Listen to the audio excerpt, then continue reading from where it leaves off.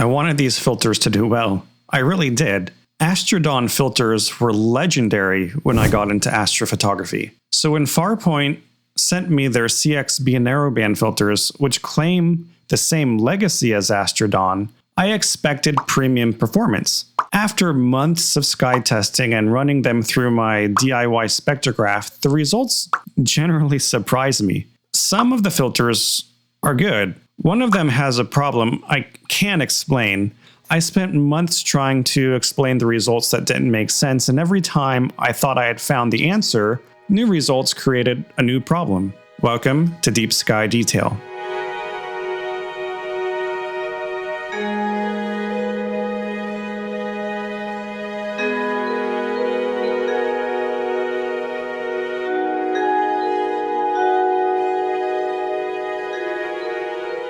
Farpoint Astro reached out to me late last year wondering if I would review their CXB narrowband filters. I asked my supporters on Buy Me a Coffee and my YouTube channel members, and they agreed that it would be fine for me to do. So Farpoint Astro sent me the SHO filters. As a disclaimer, one of the original HA filters was lost somehow. I don't know if I accidentally threw it away with the packaging, or if it somehow got lost in transit, or if it was never sent. I only ever remember seeing 3 filters in the original packaging. Farpoint was kind enough to send me the 4th filter again, and they were very understanding about the situation. It's possible that I'm just an idiot. I want to put that out there, that I've generally had good contact with Farpoint Astro, so if you experience some of the same things that I've experienced with these filters, based on my personal experience, I think Farpoint will work with you to help figure things out. Farpoint also agreed that I can say what I want to in the review. I have been in contact with them throughout the review, however, trying to figure things out. I've shared my findings with Farpoint throughout the process and gave them every opportunity to respond. You'll see why in a bit, and at the end I may have some text on the screen that shows what they responded with. You should also be aware that I may be biased in this review because of the conversations I've had with them. I want these filters to perform well, I really do. I want the hobby to have access to premium filters and provide competition to other brands. That's of course a problem if that does lead to me being biased. So in order to mitigate my own bias, I've done rigorous testing of the filters. I hope that the results of them give a clear picture of what is really going on, because for all of my desires for these filters to be great, I don't think they are truly great, and I do not get a perfect score to them, and you'll see why in a bit. So if we look at the build quality, I do like the thicker mounting on the 1.25" filters. They're a bit wider than my other Optolong and SV Bony filters, so it's easier to screw them in to my filter wheel. As far as I know, Farpoint Astro assembles these filters in-house, and you can see that the filter is misprinted. It says the emission line is 656.3, which is the HA emission line, but it's an O3 filter. It should be printed as 500.7. This misprint didn't really kind of confuse me at first, but when talking to Farpoint, I think that they were just in a rush to get the filters to me, and I get the impression that they don't sell as many 1.25" filters. If you're going to buy premium filters, you probably have a larger sensor size than my ZW294mm Pro, and I think this was just an honest mistake. But why? Why should these filters be held in such high regard? When I got into astrophotography back in 2016, Astrodon filters were the filters. If you know, you know. Let me just read you excerpts from their pitch from the 2015 website. Astrodon narrowband filters set a new bar of performance and durability for imaging and research. Astrodon narrowband filters are renowned for minimizing halos around bright stars, even for long exposures of 30 to 45 minutes, typical of narrowband imaging in astrophotography. Our recent Blue Shift data show that Astrodon 3 and 5 nanometer filters can be used with nearly all systems as fast as f3.5.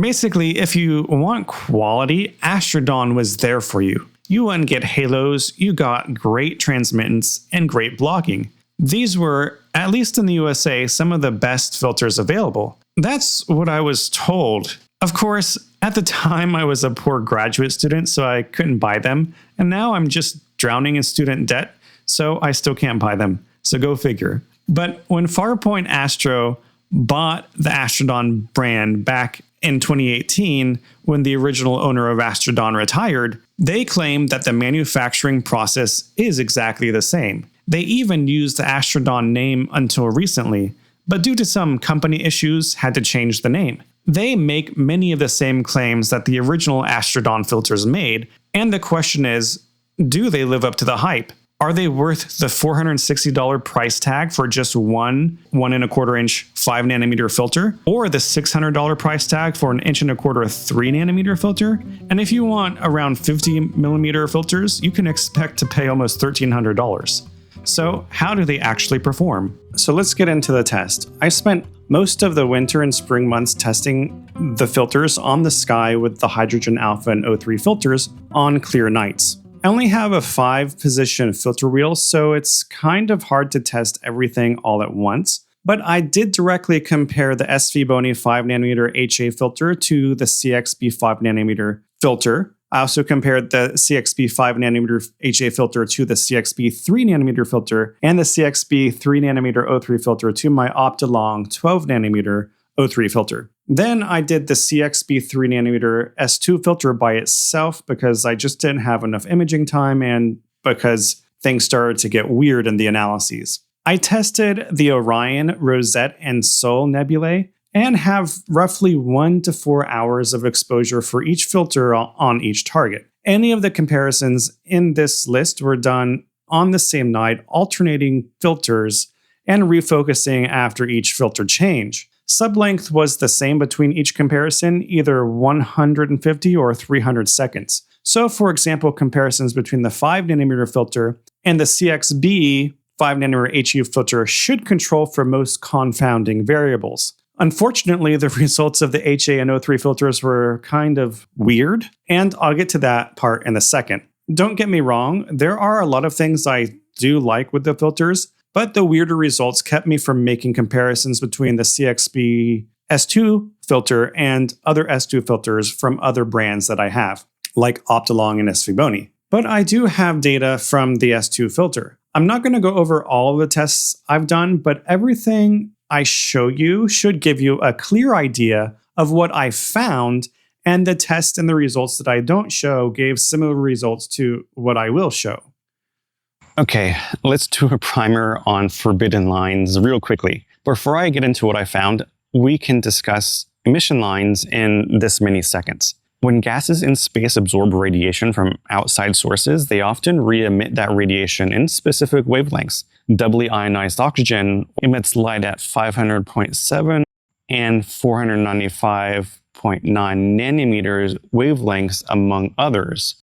For every photon that oxygen emits at 495.9, it emits about 3 photons at 500.7. So the 500.7 nanometer wavelength is usually the more important line in astrophotography. One of hydrogen's emission lines is around 656.3. We call this hydrogen alpha. Nitrogen also emits wavelengths in this part of the spectrum around 658.4 and 654.8. For every photon emitted at 654.8, nitrogen emits 3 on average at 658.4. So sometimes the light coming from these nitrogen emission lines is stronger than the hydrogen alpha signal, but this is mostly true for planetary nebulae and less true for other types of emission nebulae. But it varies. The other common filter is for ionized sulfur, or S2. These are 2 emission lines at S2 right next to each other around 672 nanometers. To be honest, when I first compared these results visually, I was blown away by their blocking ability. It always seemed like my 12nm and 6nm bandpass filters were letting in more extra light, and I could easily see that. And I told Farpoint Astro that too. But then I started looking closer. I zoomed in. Let's first look at the Rosette Nebula in O3, comparing my 12nm Optolong filter versus the 3nm CXB. These are calibrated subframes taken on the same night right after each other. It's not exactly obvious to me which one is the Optolong filter.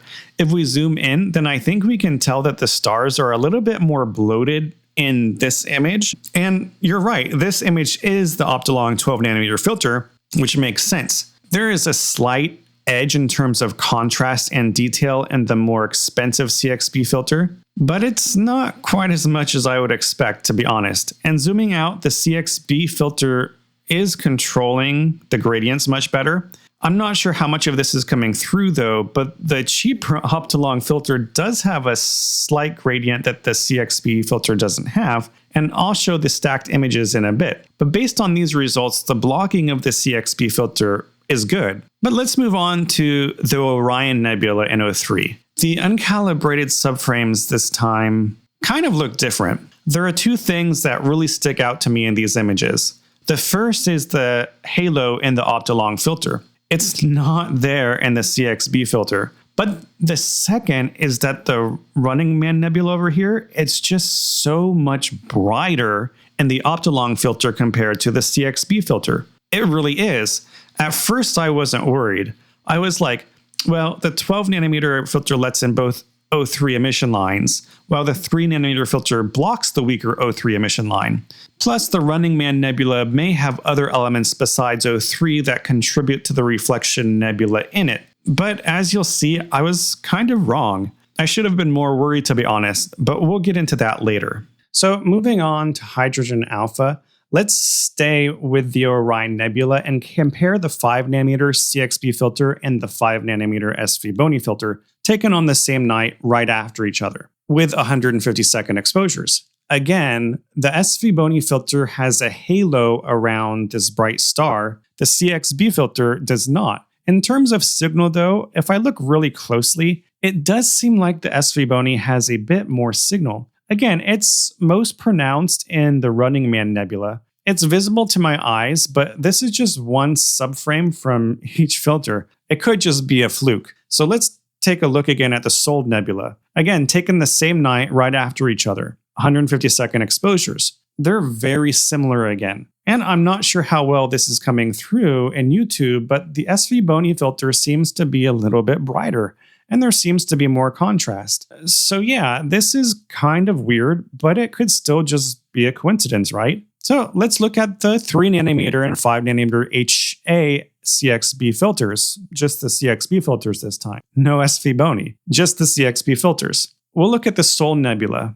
Honestly, I can't really tell a difference between these two subframes very much, but on average, the 5 nanometer filter seems a bit more contrasty than the 3 nanometer for some reason, which is weird. It seems like the SV Boni is letting in more DSO signal than the 5 nanometer CXB filter, but the 5 nanometer CXB is letting in more light than the 3 nanometer CXB. So what's going on? Well, maybe my eyes are wrong. It's possible. We'll get into the statistics in a bit, and although I don't have specific comparisons of the S2 CXB filter, here's what that looks like for the Orion Nebula. The stars look good, the blocking looks good. Stepping back and looking at all of the filters, I think just from the visual observations, there is some good and some bad. There were no star halos in the CXB filters, and they are filtering out a lot of the light pollution. The cost might be that either the peak transmission is a bit less than the other filters,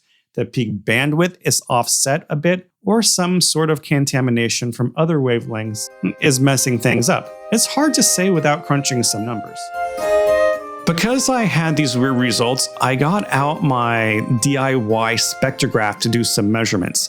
Earlier, I did a short explanation of emission lines. I've got an interactive plot here to show you what we should expect. This center red line is where the hydrogen alpha line is. These two orange lines represent nitrogen emission lines. Let's overlay the spectrograph results of my 5 nanometer SV Boni filter. The y-axis is the relative transmission, so the peak is always 100%. It's not the absolute transmission, and I don't really have a good way of measuring that. But as you can see, it's fairly well centered around 656.3 nanometers, which is good. It's at 98% relative transmission at its peak, and based on the center of the full width half maximum measurement, the center is about 656.38, which is spot on. Now, I should mention that my spectrograph isn't perfect. Theoretically, it has sub-nanometer precision, but calibration is difficult. It does check out though. And the full width half maximum is at 5 nanometers, which is kind of right on spec. Now, the SV Bony isn't the filter we're interested in though. Here's what the CXB 5 nanometer filter looks like. It's blue shifted just a tad, which is kind of disappointing, but not much to worry about in terms of hydrogen alpha because it's letting in most of that light. However, it will be picking up less of the stronger N2 emission line.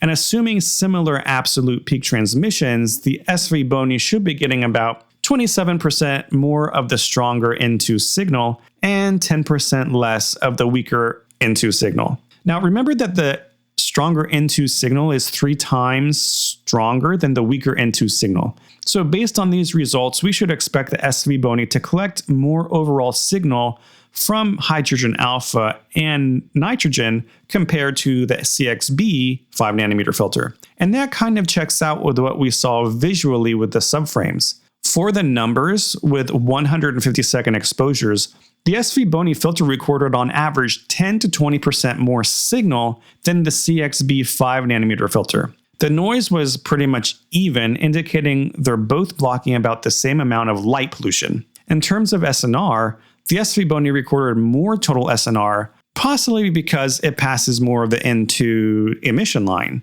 But can we figure out how much N2 we should expect? So just for fun, we can also use these curves and the ADU numbers from the nebula to make concrete predictions about how much nitrogen signal is coming from the nebula. So if we assume that there's equal transmission for hydrogen alpha, then we can do it. We've got 3 unknown variables for each nebula, 3 formulas for each nebula, and it's a system of equations. We can do this for the Orion Nebula, the Rosette Nebula, and the Sol Nebula. And based on these analyses, for every 100 photoelectrons of HA that I recorded in the 5 nanometer CXB filter, there are a total of 77 nitrogen photons from the nebula that get emitted. That doesn't mean they all get through the filter, but the nitrogen signal should be about 77% as strong as the hydrogen signal.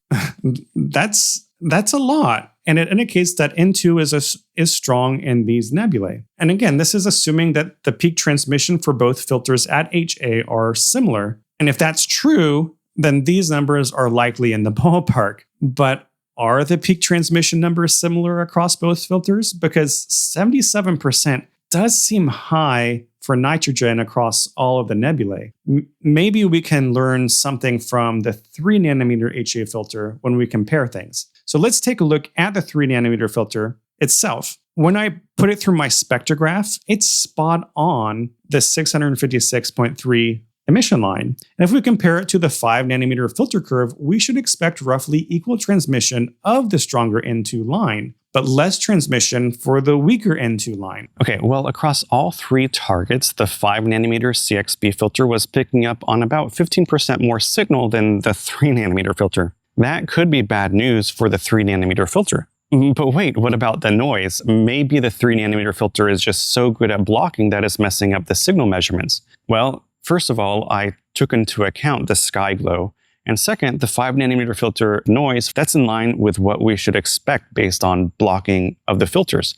So I don't think it's the blocking. The SNR was sometimes slightly better for the 3 nanometer filter compared to the 5 nanometer filter for the Sol Nebula, but it's not quite as much as I would expect for the other 2 nebulae.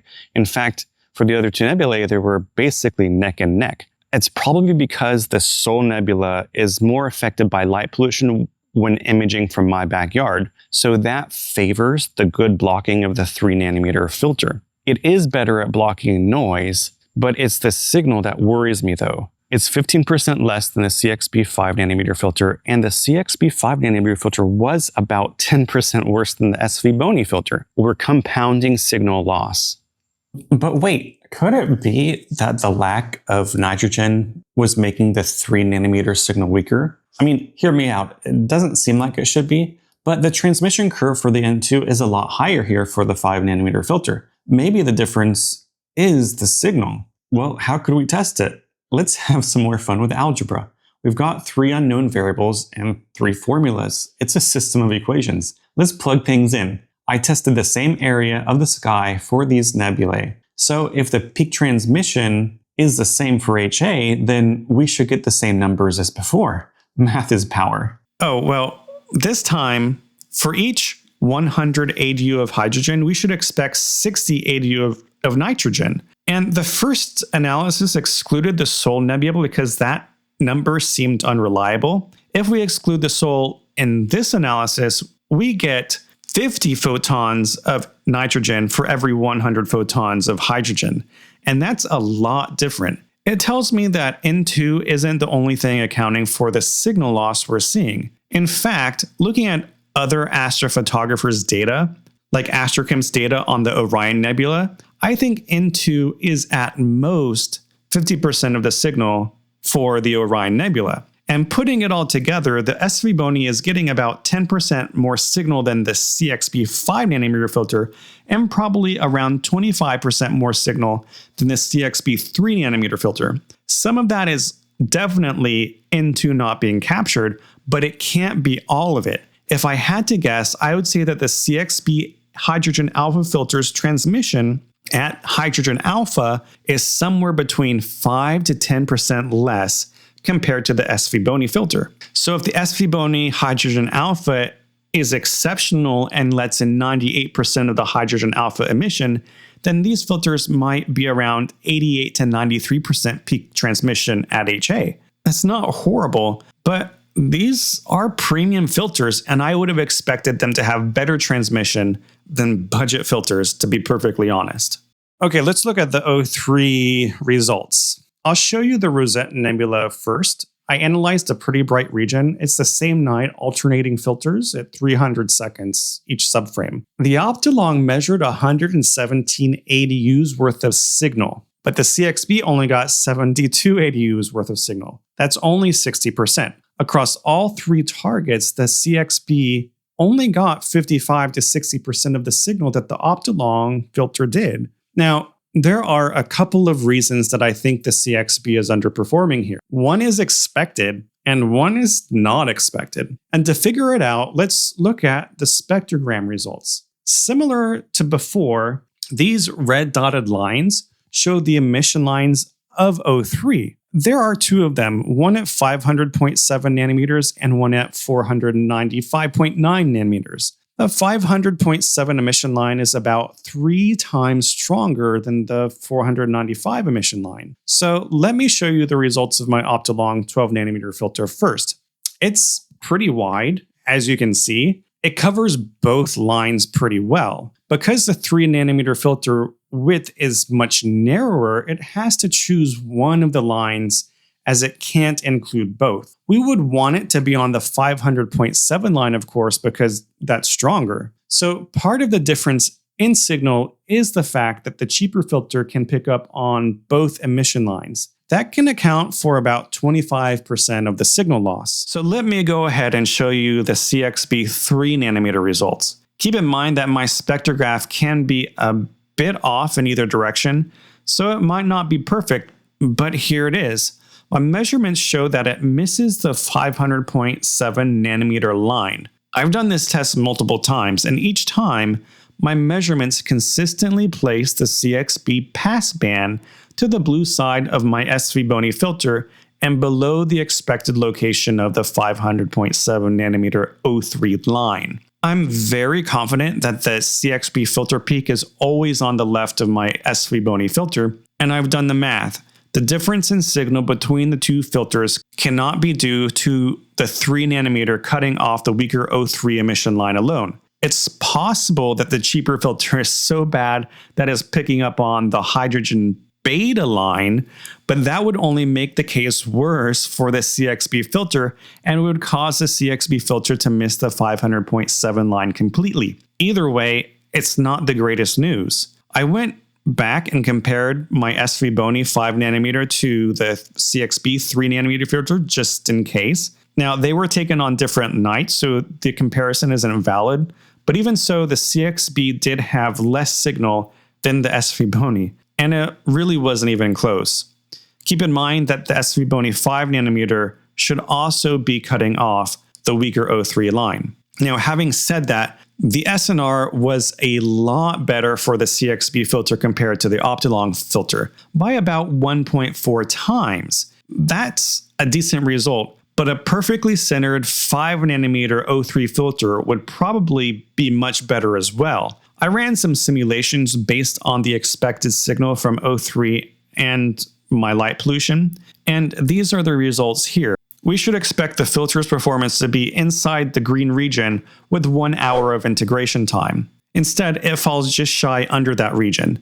And there is another caveat. Because there are differences in signal gathering ability, on very bright objects, the Optolong can actually get more SNR than the CXB filter, like in the Running Man Nebula, for example. So even though the blocking is good, the lack of signal, possibly due to the filter's central peak being offset, is keeping it from being truly great. So I also analyzed my S2 filters in my spectrograph and compared it to the CXB 3nm S2 filter. S2 filter is actually 2 lines very close to each other. One is at 671.7 and the other is at 673. I think that this 671.7 is usually considered the stronger line, but from what I've read, it can vary from target to target.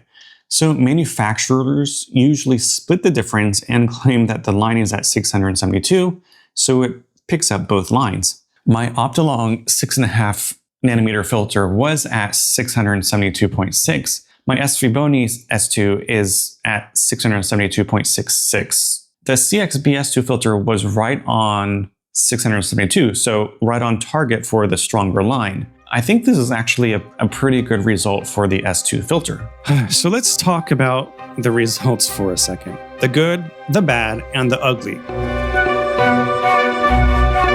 My ratings aren't based solely on image quality, they're based on performance relative to their price and marketing claims. To be perfectly transparent, I'll give 1 star for star quality, 1 star for blocking, 1 star for value, and 2 stars for signal because I think signal is a little bit more important than the other metrics. So overall, these filters had very good blocking and the stars looked great. I didn't see any halos in any of the filters, but the signal was less than expected in the HA and O3 filters. And the price seems pretty expensive compared to budget 5 to 6nm filters. Overall, I'd rate the filters I was able to test about 3.5 out of 5 stars, but that's just the average for the filters. How do the individual filters rate? The 5nm hydrogen alpha filter was okay, not great. So it slightly missed the 656.3 emission line. Is that important? Well, I think it is a concern. It's expected that a 5nm HA filter will pick up on quite a bit of N2 signal.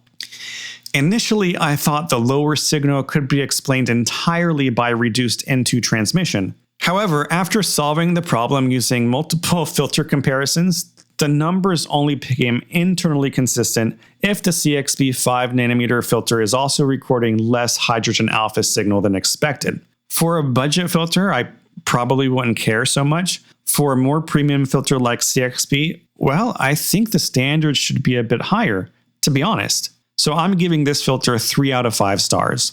The 3nm hydrogen alpha filter was good for the most part. It had good blocking. The signal was a tad bit less than what we would expect when excluding a lot of the N2 signal.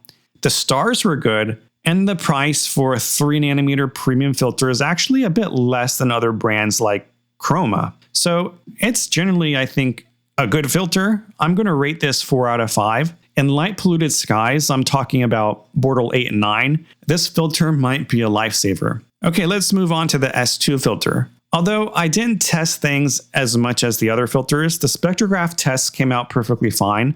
The stars were good. The overall images looked very good. So this is a very tentative 5 out of 5, but this could change if I gather more evidence.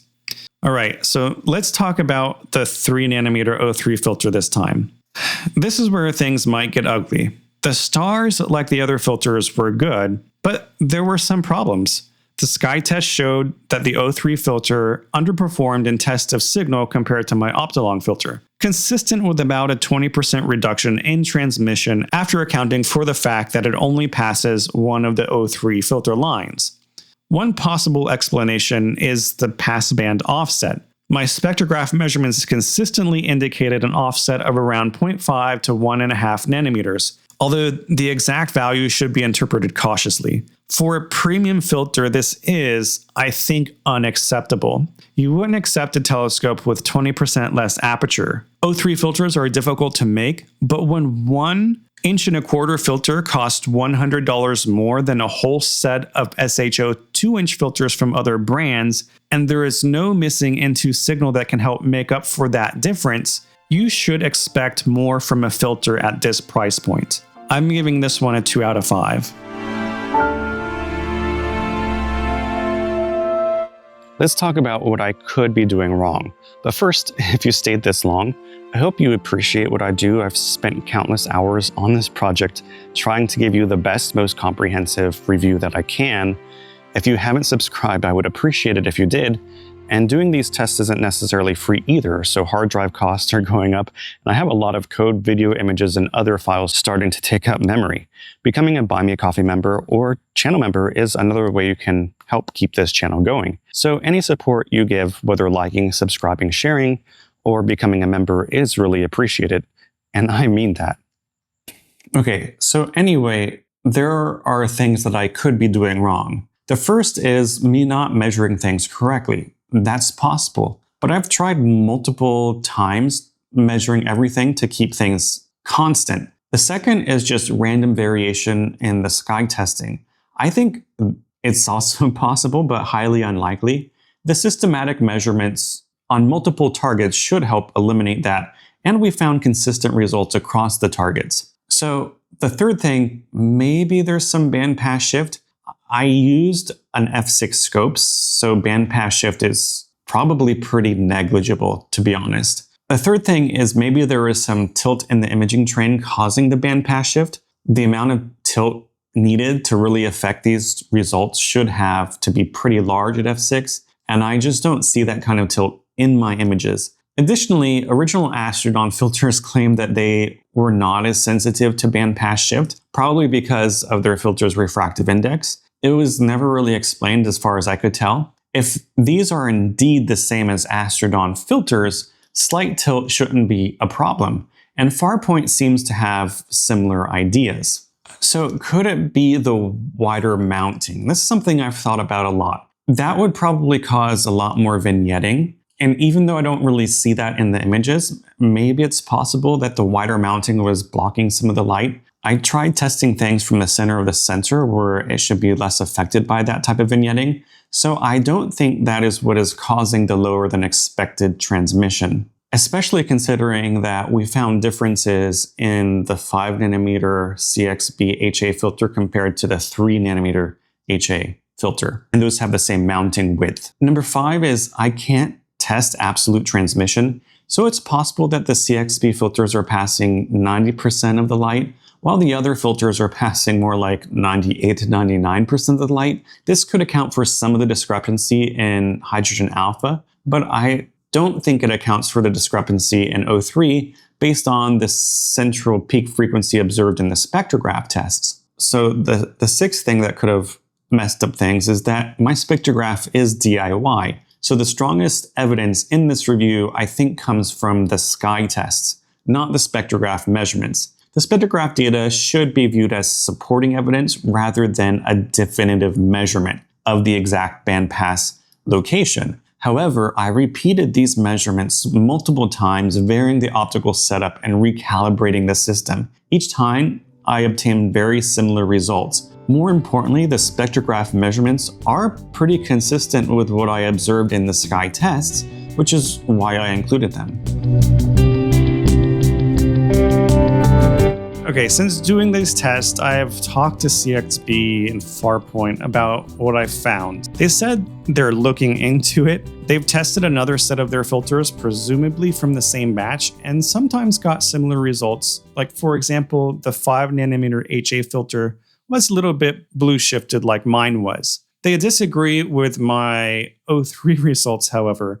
Their O3 filters suggested over 90% transmittance at 500.7 nanometers, so it's possible I just got a bad sample. But I will say this, the sample that I did get did not live up to what I thought I was getting. These are premium filters costing upwards of $600 for just one of the 5 nanometer versions. When I initially received the filters, Farpoint sent me data in CSV files that showed the filter curves from an instrument that is way better than my spectrograph is. These files gave information about filters from, quote, their production line. I thought that meant that these were the scans that Farpoint did of the filters I received. I no longer think that is the case. It was from a sample when the filter glass was made. Before I did any of the analyses, I asked Farpoint, will these scans be available to customers if they buy them? The response was, in the past, we never sent out this information because the reputation of these filters and the results they generate never raised the question.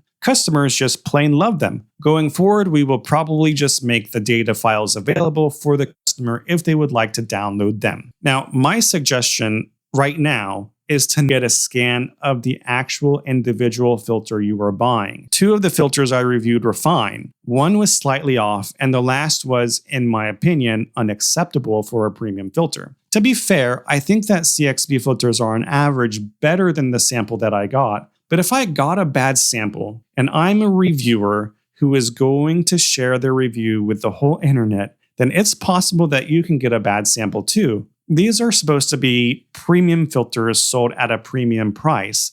There should be some assurance that what you are paying for is what you get, and not just words on a website. And that's why I would say make sure you get a scan of the actual filters you're buying, not of the production runs. And these are not necessarily bad filters.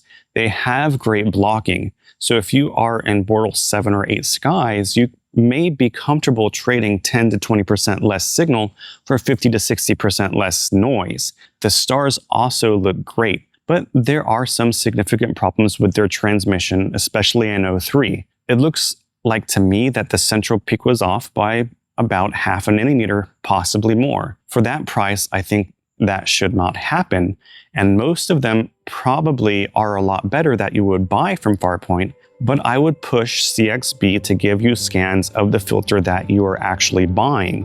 You're paying for it. So am I being too harsh, too lenient? Let me know in the comments. If you like this video, you may like these other videos, especially the one that talks about hidden biases in reviews just like this one. Thanks for watching.